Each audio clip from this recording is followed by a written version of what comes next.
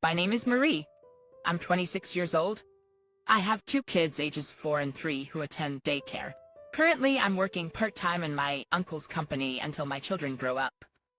My husband, who recently received a promotion to supervisor at the supermarket where he works, is 32 years old. When he got the promotion, he was shyly happy, saying with a smile during dinner, "It somehow reminds me of when I received my first job offer."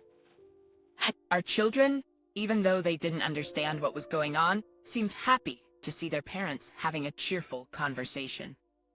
It seemed like our family time was wrapped in happiness. Today, the promotion was officially announced, so I splurged a bit and bought some higher quality meat than my husband likes in celebration and made a delicious meal while waiting for him to come home. However, when he came home, his facial expression seemed different. I went to the door with our kids as usual and said, "Welcome home." But he didn't respond with his usual, "I'm home," and a smile. Our kids and I were puzzled, but I thought he might be tired, so I told him dinner was ready without making a big deal about it. While I was setting the table, my husband, who usually changes clothes and cheerfully comes straight to the dining table asking, "What's for dinner tonight?" sat at the table with a serious expression. And then looking at the food laid out on the table, he said, "Hey you, is this supposed to be my celebratory meal?" I couldn't believe my ears. That's because he's never called me you before. Our kids didn't know how to respond to this unfamiliar version of their father and fell silent. Feeling the mood worsen, my husband continued to say things like, "You don't realize how amazing I am. I worked hard to become a supervisor. Do you understand?" Seemingly upset that I didn't seem to respect him enough. I didn't want the celebration to turn sour. And more importantly, I didn't want our children to look anxious, so I tried to appease my husband. "I'm sorry. Thank you for always working so hard for us. We always appreciate it," I told him. He seemed a bit better after I said that. So throughout the meal, I tried to sprinkle words of appreciation and gratitude into our conversation. But he kept saying things like, "This meal isn't enough for my celebration." Like, I was disappointed because I had splurged on expensive meat that we don't usually buy and made dishes that my husband likes. Thinking it would make him happy, I made dishes for my husband. But if he thinks the meal is modest, then I must not have met his expectations. I thought to myself and tried to calm down. I figured his unusual behavior was due to being tired from his first day as a supervisor and hoped he would be back to his normal self the next day. After the meal, I started cleaning up, relieved to see my husband talking to our children on the couch as usual. Usually I can hear the three of them laughing, but it was very quiet, so I stopped what I was doing and listened to their conversation. I was stunned to hear what they were talking about. If you want to be like Daddy, you have to study a lot. You'll have trouble in the future if you end up like Mommy, who doesn't study. Il disait. Alors je me suis précipitée et j'ai arrêté la conversation. Quel genre de choses est-ce à dire aux enfants? Je lui ai demandé, mais il a répondu avec colère, c'est pas mal. Qu'y a-t-il de mal à cela?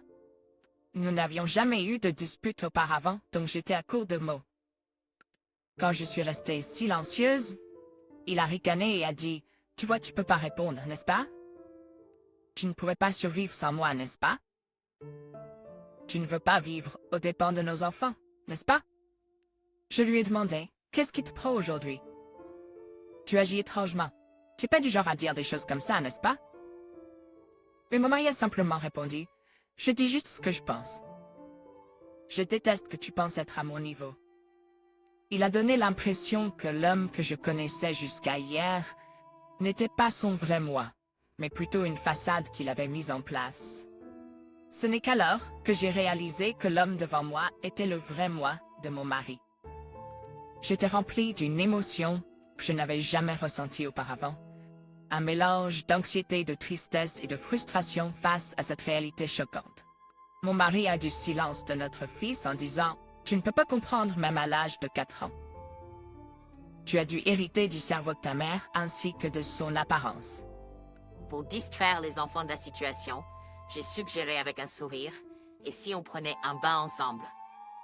D'habitude, c'était mon mari qui baignait les enfants, mais ils étaient ravis de prendre un bain avec moi à la place. Notre fils aîné qui a 4 ans m'a dit « Maman travaille beaucoup aussi. Qui est le plus impressionnant, ta maman qui travaille à temps partiel ou ton papa, le grand patron de son entreprise ?» Notre fils aîné, qui insistait habituellement pour que je l'aide à se déshabiller, a rapidement commencé à enlever ses vêtements tout seul. Et notre fille de 3 ans a suivi son exemple, faisant de son mieux pour se déshabiller elle-même. Après l'avoir un peu aidé, ses vêtements sont tombés et je l'ai félicitée avec un sourire en disant « Bien joué ». Elle avait l'air très contente d'elle. Voir les enfants comme ça était si apaisant que j'ai presque oublié l'incident plus tôt. Pendant que nous étions dans la baignoire, en train de discuter de ce qui s'était passé à la garderie, mon mari est entré dans la salle de change et a crié à travers la porte de la salle de bain « Vous êtes trop bruyant !» « Et pourquoi vous baignez-vous avant moi ?» Les enfants se sont accrochés à moi, effrayés, alors que mon mari ronchonnait en retournant au salon. Notre fils a dit avec un air inquiet « Papa est méchant aujourd'hui. » J'ai pris ma fille dans mes bras, qui semblait sur le point de pleurer, et je dis « Papa est juste fatigué et grognon aujourd'hui. He'll be his usual self tomorrow. » Après avoir pris notre bain et préparé pour le lit, nous sommes allés dans la chambre des enfants plutôt que d'habitude. Bien avant, nous avons parlé à voix basse pour ne pas provoquer mon mari. Les enfants semblaient trouver cela amusant. C'est comme si nous avions une conversation secrète, ont-ils dit, en parlant plus que d'habitude dans leurs petits chuchotements. Ils ont même essayé de réprimer leur rire, craignant peut-être que mon mari ne se mette en colère. Mais plus ils essayaient de ne pas rire, plus ils semblaient en avoir envie, et ils ont passé tout leur temps à discuter et à rire joyeusement. En les regardant ainsi, j'ai ressenti un véritable bonheur. Narake. Après s'être fatigué à rire, les enfants se sont endormis plus tôt que d'habitude. Je me suis ensuite dirigée vers le salon où se trouvait mon mari. Mon mari regardait son smartphone, sa main couvrant sa bouche, son visage légèrement rouge, comme s'il était gêné. Je me sentais un peu déstabilisée, mais surtout, nous avions besoin de discuter du comportement de mon mari plus tôt dans la journée.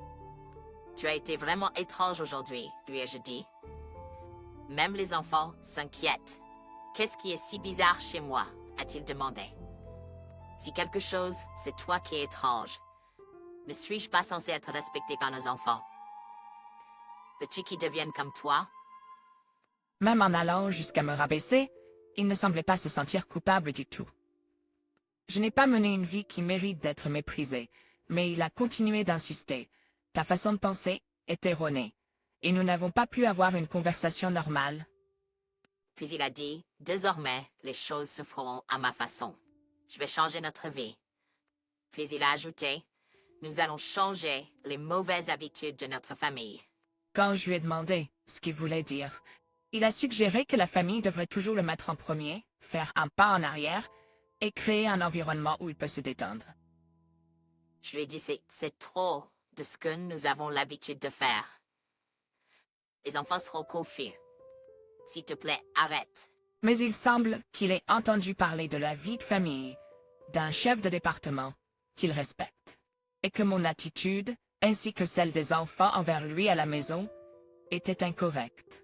Il semble qu'il ait reçu des mots d'encouragement de la part du chef de département lorsqu'il a été promu, et qu'ils ont eu une petite conversation. Dans cette conversation, le chef de département a dit « La raison pour laquelle j'ai pu devenir chef de département un peu plus tôt que mes pères, c'est grâce à ma femme. » Mon mari a donc demandé au chef de département des informations sur sa femme et sa famille. La femme du chef de département ne le laisse rien faire, lui permettant de se concentrer uniquement sur son travail. Cela n'a pas changé, même après la naissance de leur enfant, et elle gère parfaitement toutes les tâches ménagères et la garde des enfants. Leur enfant souhaite apparemment être comme son père aussi. En entendant cela, mon mari semblait penser que la raison pour laquelle sa promotion est venue plus tard que ses pères était de ma faute. Il croit maintenant que s'il rend notre famille comme celle du chef de département, il pourra rattraper ses pères et être promu plus tôt. Je ne l'ai pas dit à voix haute, mais je me suis dit que c'était pas de ma faute, mais que son travail n'était pas apprécié. Je me suis soudainement sentie épuisée. Alors que je me dirigeais vers la chambre pour dormir, Mon mari n'y a été. Dès que j'ai été promue, j'ai été admirée plus que jamais par les employés à temps partiel et les intérimaires. Dès que je suis devenu superviseur, mon téléphone n'arrête pas de sonner, a-t-il dit, un léger rougissement sur le visage. Puis il a dit, je devrais être reconnaissante d'avoir un mari aussi populaire. Mal comprendre le fait que les gens comptaient sur lui signifie qu'il est populaire. J'avais des doutes sur ce qu'il avait dit, mais j'étais trop épuisée. Alors, j'ai simplement dit « Bien sûr, et je suis allée dans la chambre des enfants. Je me suis installée dans le lit des enfants et j'ai décidé d'y dormir. Le lendemain matin, j'ai été déçue de constater que la veille n'était pas un rêve. Quand notre fils a dit négligemment « Bonjour à mon mari », il a soudainement crié « C'est bonjour, monsieur, à ton père ». Notre fille, surprise et effrayée, a éclaté en sanglots. Et notre fils, retenant ses larmes, a dit « Bonjour, monsieur ». Voyant cela, j'ai crié « Ne crie pas sur eux pour les saluer comme ils l'ont toujours fait. » Mais mon mari a répondu « Tu n'as pas compris ce que j'ai dit hier? Tu devrais être reconnaissante d'être avec quelqu'un comme moi, a-t-il continué. Devant les enfants en pleurs, notre fils aîné, qui retenait ses larmes car il n'avait jamais vu une telle dispute auparavant, a également commencé à pleurer. Je n'ai pas pu m'empêcher de les rejoindre en pleurant à cause d'un mélange de colère et de tristesse. Voyant cela, mon mari s'est exclamé « Quel début déprimant pour la journée !» Et il est parti travailler sans prendre son petit déjeuner. Alors que je réconfortais les enfants en pleurs, notre fils aîné m'a caressé la tête et m'a dit « Ne pleure pas, maman. » En essuyant mes larmes, j'ai serré les enfants fort dans mes bras et les ai rassurés avec un sourire. Je ne pleurerai plus. Puis j'ai préparé mon travail et préparé les enfants pour la garderie avant de partir. Quand je devais agir joyeusement, mais quand j'étais seule, je me sens incroyablement déprimée. Je ne peux m'empêcher de penser à comment restaurer notre famille à son état précédent de bonheur. La société pour laquelle je travaille est une entreprise de conseil dirigée par mon oncle. Mon oncle est le frère de ma... Comme lui et sa femme n'ont jamais eu d'enfants, ils m'ont toujours choyé depuis que je suis jeune, comme un deuxième ensemble de parents. Sur sa recommandation, j'ai obtenu la certification nécessaire pour travailler en tant que consultante en ressources humaines, et maintenant, je travaille dans son entreprise. Après avoir donné naissance à mes enfants, ils m'ont permis de travailler moins d'heures. Or, pendant que mon oncle dirige l'entreprise de conseil, ma tante dirige une agence immobilière.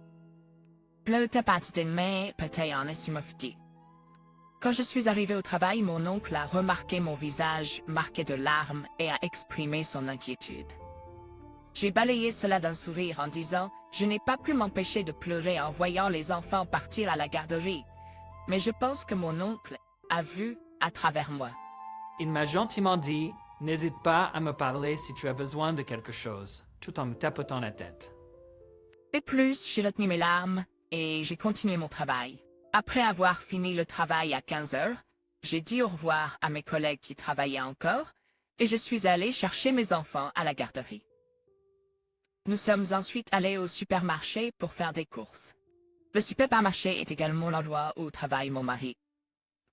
Je suis familière avec le personnel, donc je les salue en faisant mes courses. Un employé à temps partiel qui discute habituellement avec moi m'a félicité pour la promotion de mon mari au poste de superviseur.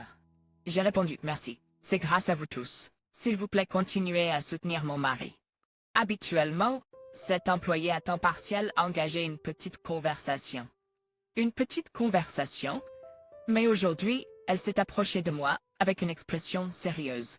Juste au moment où elle allait dire quelque chose, mon mari, qui se trouvait par hasard dans le magasin, a attiré son attention et elle est rapidement retournée à ses tâches. Mon mari m'a dit « Ne t'immisce pas dans le travail d'une employée à temps partiel. Termine tes achats et rentre à la maison. » J'ai pensé que j'avais peut-être perturbé son travail, alors j'ai simplement répondu « D'accord » et j'ai commencé à faire mes courses en tenant la main de notre enfant. Après avoir fini mes achats et attendu en ligne pour payer, j'ai vu mon mari parler à une jeune employée à temps partiel à une distance qui semblait trop proche pour une simple conversation professionnelle. J'ai fait abstraction de cela et j'ai continué à payer quand ma fille est allée vers mon mari et l'employé à temps partiel. Mon mari l'a chassée d'un geste de la main méprisant. Elle est revenue vers moi avec une expression attristée. En regardant mon mari, je l'ai vu, et l'employé à temps partiel entrer dans l'arrière-boutique par une porte. Mon intuition féminine était à l'œuvre, et j'avais un mauvais pressentiment. Mais, plus que cela, mon esprit était rempli de la question de comment je pourrais restaurer ma famille à son état heureux précédent. Après avoir fait les courses, je suis rentrée à la maison, j'ai laissé les enfants jouer, et j'ai réfléchi en préparant le dîner. Mais aucune bonne idée ne m'est venue à l'esprit. J'ai pensé à consulter mon oncle, mais j'ai décidé d'y réfléchir davantage car il s'agit de ma propre famille. Une solution. J'ai préparé le dîner à l'heure habituelle où mon mari rentre à la maison, mais peu importe le temps que j'ai attendu, il n'est pas rentré. J'ai pensé que je me ferais juste gronder si je l'appelais, alors j'ai attendu qu'il rentre sans l'appeler. J'ai mangé avec les enfants en premier, pris un bain ensemble, et finalement, quand les enfants se sont endormis dans leur chambre, mon mari est rentré à la maison. Ses heures de travail sont de 8h à 17h et le magasin ferme à 20h. Je me suis demandé s'il devait faire des heures supplémentaires. Alors je n'ai rien demandé et j'ai simplement réchauffé le dîner. Cependant, mon mari a dit « Je n'ai pas besoin de dîner aujourd'hui. J'ai déjà mangé. » Alors j'ai éteint le feu et j'ai nettoyé en silence. Quand j'ai jeté un coup d'œil à mon mari, il semblait échanger des messages avec quelqu'un sur son smartphone. Il a remarqué mon regard et a commencé à faire des excuses, même si je n'ai rien demandé, en disant « Écouter les préoccupations des employés fait aussi partie du travail d'un superviseur. » À ce moment-là, j'ai senti que mon intuition féminine se rapproche de la vérité. Quelque chose clochait, j'ai pensé. J'avais l'impression que mon mari n'était plus l'homme que j'aimais, et j'ai été submergée par la tristesse. Mon cœur me faisait mal, mon rythme cardiaque s'accélérait, je me sentais oppressée. Je ne peux pas restaurer ma famille heureuse toute seule. Alors que mes soupçons selon lesquels mon mari pourrait avoir une femme qu'il aime se rapprochent de la certitude, mon objectif de restaurer une famille heureuse semble s'éloigner. Mes jambes ont commencé à trembler, alors j'ai dit bonne nuit à mon mari, et j'ai décidé de dormir dans la chambre des enfants à nouveau. Mais je n'ai pas pu dormir, et le matin est arrivé. Les enfants se souvenaient de ce qui s'était passé hier matin et ont dit poliment bonjour à leur père. J'ai accompagné mon mari au travail après le petit déjeuner en lui disant « Passe une bonne journée. » Pendant cette nuit sans sommeil, j'ai réfléchi à comment restaurer ma famille. Pour cela, j'ai conclu que je devais ramener les sentiments de mon mari envers la famille. Alors j'ai décidé d'étudier la cuisine davantage et de travailler plus dur sur les tâches ménagères pour regagner ses sentiments. Cependant, mon mari a commencé à rentrer tard presque tous les jours et a arrêté de manger à la maison. J'ai pensé que je ne devrais pas le provoquer maintenant et je n'en ai pas discuté avec mon mari. Non, peut-être que j'avais peur de découvrir que les sentiments de mon mari n'étaient plus avec moi et je ne voulais peut-être pas entendre de mots durs de sa part. Alors, j'ai commencé à éviter les conversations autant que possible. Un jour, alors que je dormais dans la chambre des enfants, comme d'habitude, j'ai entendu une conversation dans le salon comme si mon mari parlait à quelqu'un. Même si je pensais que c'était mal d'écouter aux portes, je me suis approchée discrètement de la porte du salon et j'ai écouté la conversation à travers la porte. C'est bon, Marie. Elle ne découvrira pas. Ma femme est tellement aveugle. J'ai réalisé que la femme à laquelle mon mari pense maintenant est Marie. Je t'aime vraiment, Marie, a-t-il dit. J'écoutais très calmement, comme si j'avais abandonné l'idée de regagner les sentiments de mon mari. Je pourrais abandonner ma famille pour toi, Marie.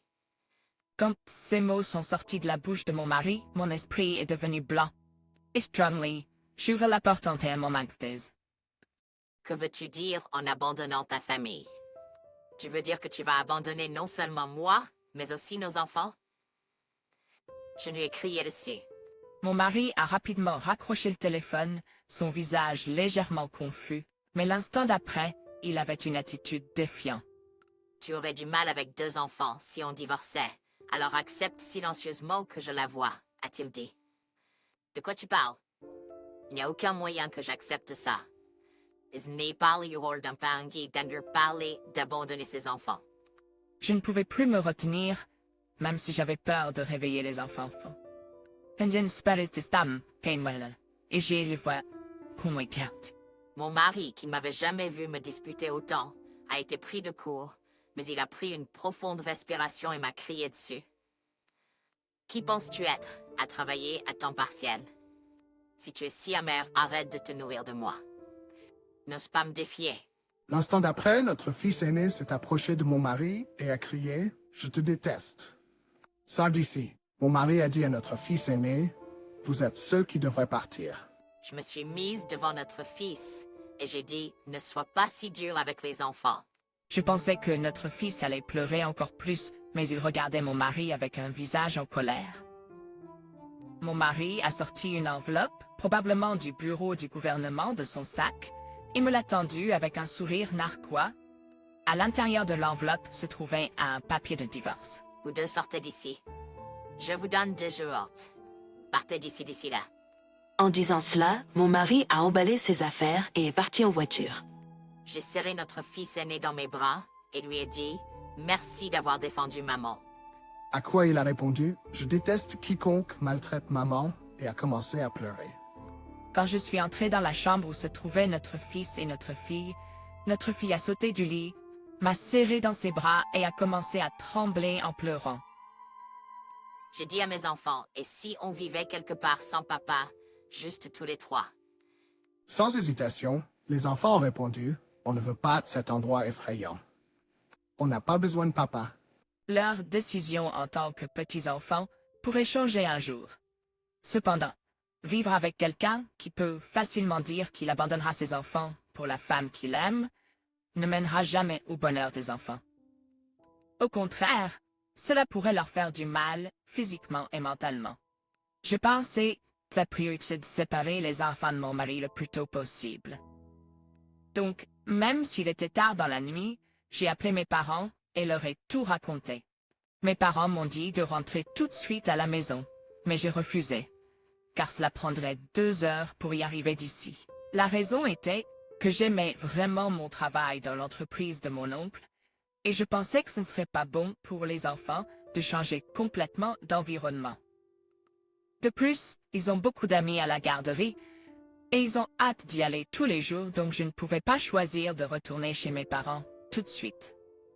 J'ai consulté mon oncle et lui ai dit que je prévoyais de louer un appartement dans l'agence immobilière de ma tante.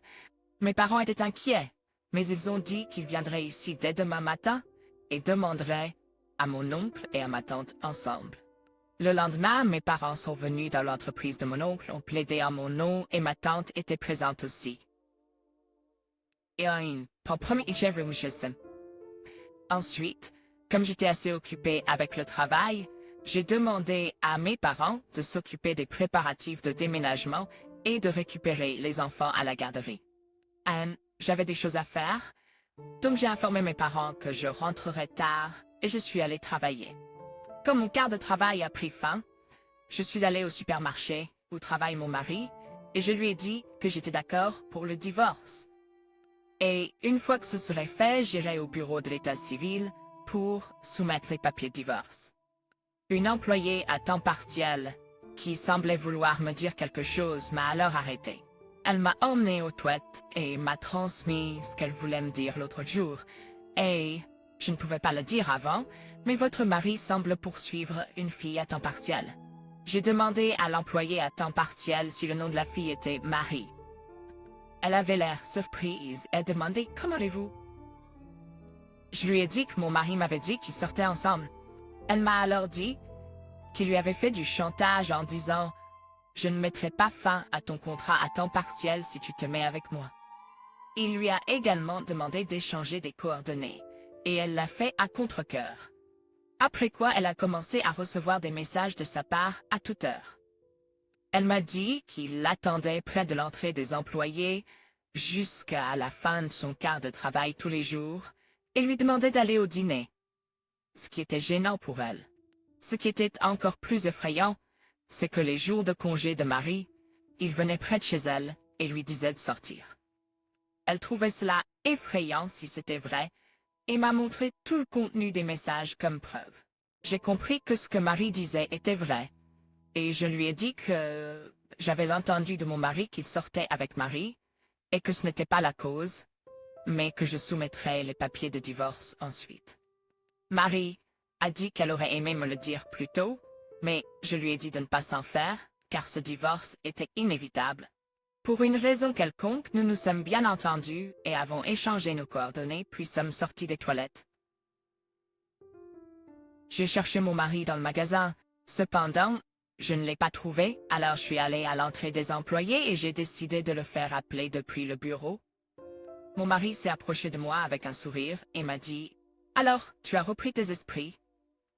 Tu ne peux pas subvenir aux besoins de 2 enfants avec un salaire de travailleur à temps partiel. » Sans plus aucune sympathie pour mon mari, j'ai répondu froidement « Je n'en peux plus. » Divorçant, il avait l'air surpris et a demandé « Es-tu sûr?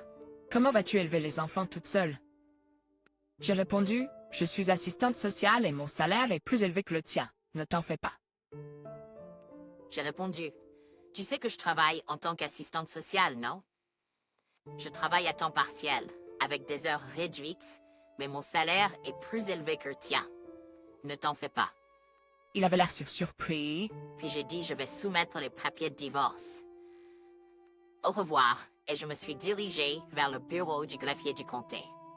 Après avoir soumis les papiers de divorce, j'ai ressenti un étrange soulagement et j'avais hâte de voir mes enfants. En rentrant chez moi, j'ai entendu une voix derrière moi qui disait « Oh Marie, t'as l'air joyeuse? Quelque chose de bien s'est-il passé? » Elle a demandé Eh bien, c'est un peu compliqué, j'ai commencé, et elle a gentiment suggéré d'aller dans un café pour en parler. J'espérais voir mes enfants, mais j'ai aussi pensé qu'il était préférable de l'informer de mon divorce.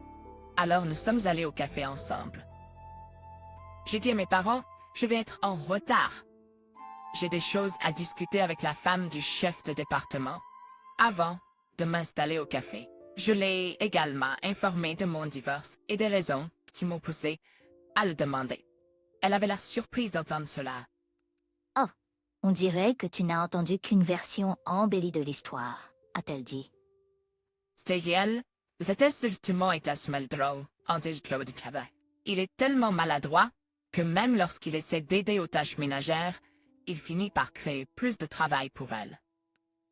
Par exemple, il cassait des assiettes en les lavant parce que ses mains glissaient avec le savon.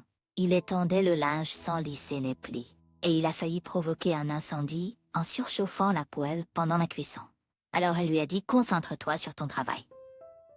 Chaque fois que tu fais quelque chose, cela ajoute juste à ma charge de travail. » La réalité était que le chef de département voulait aider aux tâches ménagères, mais elle lui avait interdit de le faire.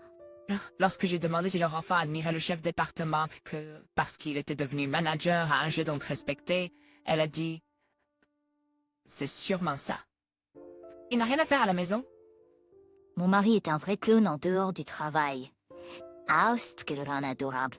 Elle a souri joyeusement en disant cela.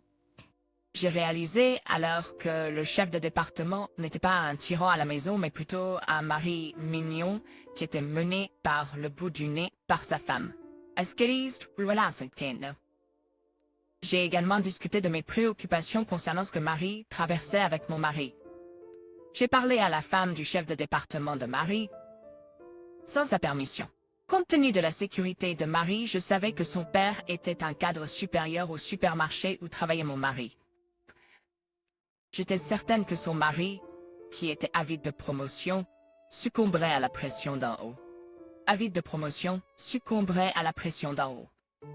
La femme du chef de département a déclaré que si c'était vrai, ce serait une violation de la politique de l'entreprise et devait être enquêtée. Donc nous avons mis fin à la conversation là. Nous séparés, elle m'a dit « Toi et tes enfants avez le droit au bonheur. Si quelque chose arrive, Fais-le-moi savoir et nous avons échangé nos coordonnées. Quand je suis rentrée chez moi en hâte, la maison était déjà vide. Nous avons fini des déménagements. Allons dans notre nouvelle maison, a-t-il dit. Et nous sommes montés dans la voiture et nous sommes dirigés vers notre nouvelle maison. Les employés de ma tante nous avaient aidés et ma mère avait décidé où placer les meubles. Donc nous étions prêts à commencer notre nouvelle vie tout de suite. Ce qui m'a le plus surpris, c'était la taille du salon et le nombre de chambres. Chacun de nos enfants avait maintenant sa propre chambre. Il y avait aussi une chambre pour mes parents lorsqu'ils viendraient nous rendre visite. J'ai remercié ma tante et mon oncle de nous avoir loué cet endroit à un loyer si bas. Je n'avais pas besoin de payer de loyer, a dit ma tante, mais j'étais reconnaissante même pour le loyer réduit. Cette nuit-là, nous avons célébré le divorce et le déménagement avec ceux qui nous avaient aidés. 3 jours plus tard, j'ai reçu un appel désagréable de mon ex-mari, que j'ai bien sûr ignoré. Je n'ai lu que le seul message qu'il a envoyé sur WhatsApp, mais je n'ai pas répondu. Il a été surpris de constater que tous les meubles avaient disparu et que seules ses affaires étaient restées dans la chambre, et il a exigé que les meubles lui soient rendus. La plupart des meubles étaient quelque chose que j'avais acheté quand j'étais célibataire, donc je l'ai simplement ignoré. 3 jours plus tard, j'ai reçu un appel de la femme du chef de département. Également, elle m'a dit que le chef de département avait donné une bonne leçon à mon ex-mari. Apparemment, il a été laissé dans un état de choc, le visage pâle, après avoir été informé qu'il devait vivre dans le regret pour le reste de sa vie, car il n'y avait pas de retour en arrière. Après cela, Marie et ses parents sont allés au département de conformité du siège social, ont expliqué ce qui avait été fait à Marie par mon ex-mari avec des preuves de leur message WhatsApp et ont soumis des enregistrements d'appels comme nouvelles preuves. Il semblait que cela avait été suggéré par la femme du chef de département à Marie. Comme mon ex-mari a découvert que le rapport de dommages avait été signalé au siège social, il a dit « Je ne la harcèle pas. Nous sommes en couple. » Cependant, il a été informé par les gens du siège social que d'avoir une relation amoureuse avec un employé à temps partiel, alors que vous avez une femme, est également une violation de la conformité. Il a été choqué en silence. Ensuite, le représentant du siège social a montré les preuves soumises par Marie, et en réalisant qu'il avait vraiment causé des problèmes, qu'il n'y avait pas de relation, et que tout était un malentendu, mon ex-mari a éclaté en larmes. Il n'y avait pas de relation, et tout était un malentendu. Mon ex-mari a éclaté en larmes. En fin de compte, il semble qu'il ait reçu un avis de licenciement de l'entreprise et qu'il devait être muté en tant qu'employé régulier à la succursale en Alaska. Après cela, il semble que mon ex-mari soit allé signaler notre divorce et notre rétrogradation à ses beaux-parents. Les beaux-parents étaient en colère contre la cause du divorce et le fait qu'ils ne verraient plus jamais leurs petits-enfants, et ils l'ont mis à la porte de la maison. J'ai reçu des excuses et un rapport de mes beaux-parents à ce sujet. J'ai également reçu des excuses de mes beaux-parents et ils ont promis de s'assurer qu'ils paient correctement sa pension alimentaire. Chaque jour, je reçois des messages de mon ex-mari disant qu'il veut recommencer, mais je pense à le bloquer bientôt. Mes enfants ne mentionnent pas du tout leur père. Au contraire, ils semblent vivre heureux, choyés par leur tante et leur oncle. Janitso fini d'âge. Désormais, je veux protéger le sourire et le bonheur de mes enfants à tout prix.